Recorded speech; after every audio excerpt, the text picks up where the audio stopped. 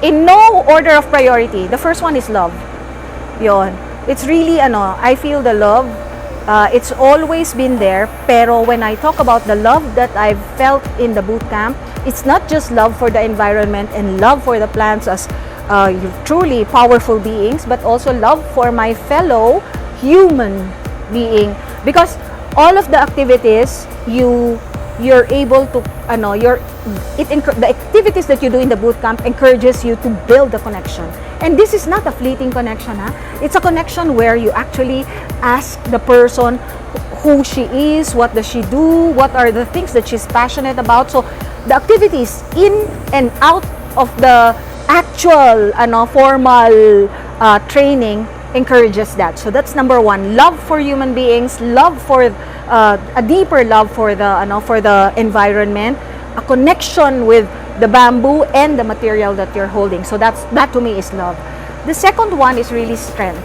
I see strength symbolized by the Salog Hall. I see strength symbolized by the collective coordination that you do with the team. I mean, you sense it Parang it's hard to define it, but you sense the strength kasi the things that you need are there, and then whatever we participants need to be able to finish that build is immediately provided. So to me, that's a strength right there from the organizing group. But I also see the strength in the participants.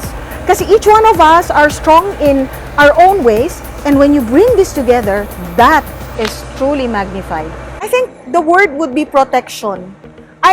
I wish there was a better word for protection.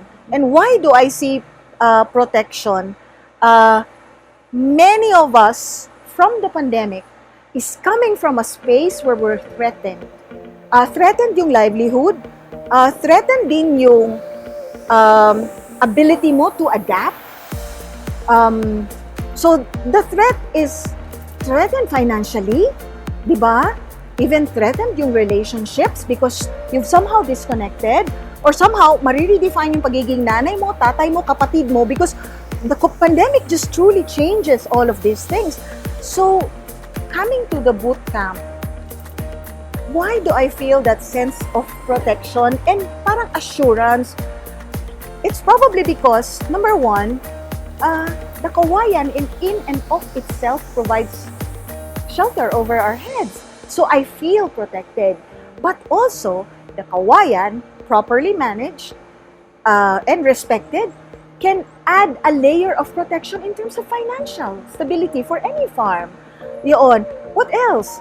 I feel a layer of protection from being able to connect with another human being that somehow believes and is aligned to the values that I hold dear, which is the environment. So that already is a safe place.